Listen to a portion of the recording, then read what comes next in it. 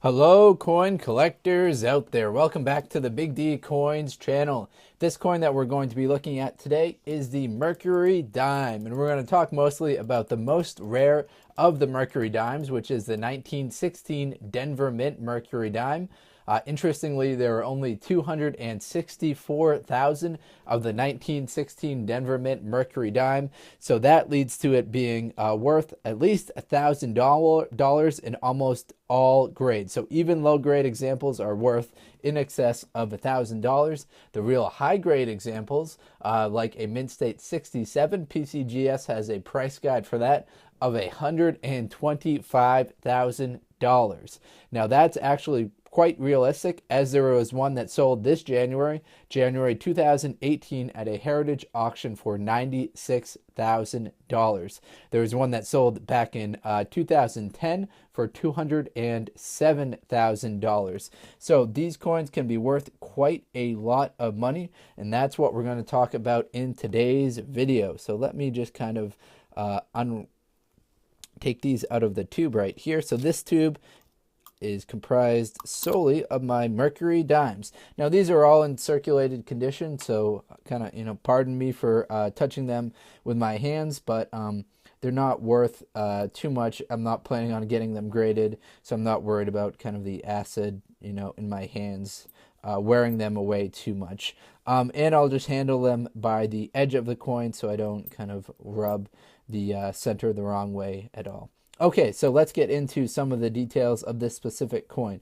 So we're going to just kind of pull some of these ones out that are in slightly better condition, and we'll talk about those ones. We'll use the details on the reverse, as well as talk about this specific one right here, which is the 1916 Philadelphia Mint Mercury dime. Now, if this was the Denver Mint 1916 Mercury dime, I'd be jumping up and down, going absolutely crazy, running laps around the building I'm in right now, and just having a great time, because that would mean I have a super, super valuable coin. This coin right here, still going to be worth a lot more than face value, but we're only talking in the range of, probably around $5 to $10 for this specific coin. The Mercury dime, in case you're unfamiliar with the series in general, was made from 1916 until 1945. The coin that came out before the Mercury dime was this one right here, which is the Barbara dime. So we see a nice little transition there from 1915 until 1916. And then the coin that replaced this, the Mercury dime, was the old Roosevelt dime that we're used to seeing right here. So it transitioned in 1946 to the Mercury dime.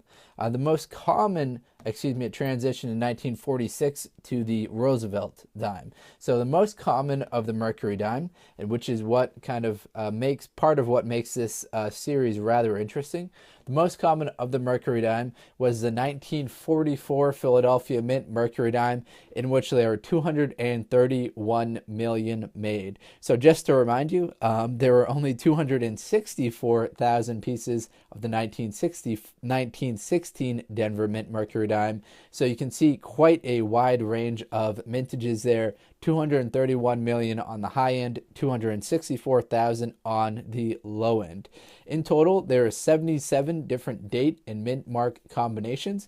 So you can try and build your whole set of all of them. You'll obviously have a real hard time coming across these 1916 Denver mints. These were struck at all three of the most well-known mints, the Philadelphia, Denver, and San Francisco mint. The average mintage across the board for these Mercury dimes is 34 million per coin. So there's 34 million per mint per coin, if that makes sense. All right, so let's talk a little bit more about this one right here. Or at least the Denver Mint version of this coin right here. The 1916 Denver Mint Mercury dime is one of the most heralded coins of the 20th century. If you collected coins in the 50s and 60s, this right here is the coin that you dreamed of coming across. This is comparable to the 1909 San Francisco Mint VDB Lincoln Cent, or the 1914 Denver Mint Lincoln Cent, or the 1932 Denver Mint, or 1932 San Francisco Mint quarters. So those coins right there are kind of the rarest of their particular series. So this one right here is the rarest of its series, so it's kind of on par with those other coins that I mentioned. The other ones that I mentioned, you've probably heard of them before, are the real key dates. The 1909 SVDB Lincoln Cent, the 1914 Denver Mint Lincoln Cent, and the 1932 Denver Mint and 1932 San Francisco Mint quarters. Those are the key dates to keep your eye out for. The 1916 Denver Mint is going to be rare in all grades, just based on the incredible low mintages.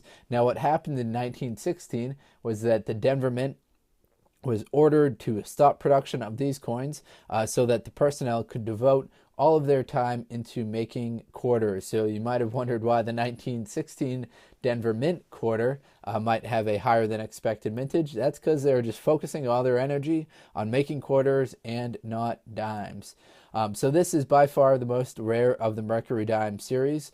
For comparison's sakes, I mentioned how many coins were made in 1944. I mentioned that there are 231 million, but there are also very high grades for the one I've got right here in front of me. This is a Philadelphia mint. There were 22 million made at the Philadelphia mint and 10 million made at the San Francisco mint. So compare that 22 million made at the Philadelphia mint and 264 million made at the Denver Mint, and you can see why the West Coast coin is worth so much more, or I should say the mountain coin coming from Denver is worth so much more. So this is going to be rare, like I said, in all conditions. Very rare in the gem condition. The strike is usually sharp, and it is estimated that 80% or more of the mint state survivors have fully struck crossbands. Now, crossbands are what's on the back right here, and you can see that for my particular coin, the crossbands are rather lacking. Let me adjust the light for you. So there are crossbands that go here, here, and here. For a coin that's in better shape, like this one right here, we can see the fully struck crossbands. So the crossbands are these bands right here. Now, on the reverse of the coin, what you're looking at right here is a Roman fasces, I believe it's pronounced. And so the Roman fasces goes vertical. It's surrounded by sticks bound by an axe and a olive branch. The lettering that you see on the reverse is United States of America, 1 dime, and E pluribus unum. So if you could combine these two coins somehow, which I think counterfeiters have kind of tried to do, and it's actually the 1916 Denver Mint coin is one of the most counterfeit coins out there. So what happens is that counterfeiters take a coin like this, which there were 22 million of these produced. They slap a D mint mark on it, and then they try and pass it off as one of the Denver Mint coins, which there are only 264,000 made. So PCGS notes in their description of this coin that they see an average of 5 to 10 counterfeits a week. So that's just a week. So that's quite incredible that so many people are trying to counterfeit this, but I guess given the high prices, they might justify counterfeiting it. I wouldn't justify counterfeiting any coins, ever. So just not the right thing to do. All right, hopefully you guys enjoyed this video. If you found it informative, please do give me a like or a comment. As you guys know, I appreciate those. Thank you, and best of luck coin collecting, everyone. Enjoy.